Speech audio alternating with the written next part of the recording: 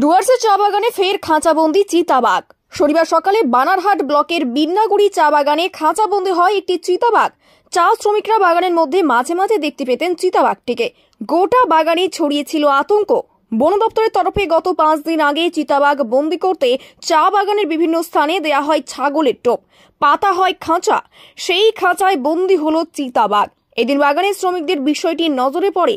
খবর পেয়ে ঘটনাস্থলে বনকর্মীরা চিতাবাঘটিকে বনকর্মীরা उद्धार করে নিয়ে গেলে आतंक मुक्त হয় গোটা চা বাগান। 7 पहला बोलते हैं हमारे नंबर पे। तो ये सुबह हमारे 4:30 बजे तकरीबन रात में पकड़ा गया था। ये बाघ को चिताबाघ बोलते हैं इसको, जो अभी वेस्ट बंगाल के हमारे फॉरेस्ट डिपार्टमेंट पकड़ के लेके जा रहे हैं।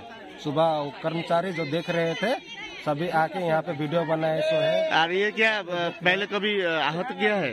आहत तो किया था, एक 2 लड़की को इंजोरेस किया था ये बाघ, इसलिए अभी ये रेस्क्यू हो गया हमारे बिन्नागुड़ी बागान में। आपका नाम? विशाल ग्वाला। आपके बागान का कर्मी है?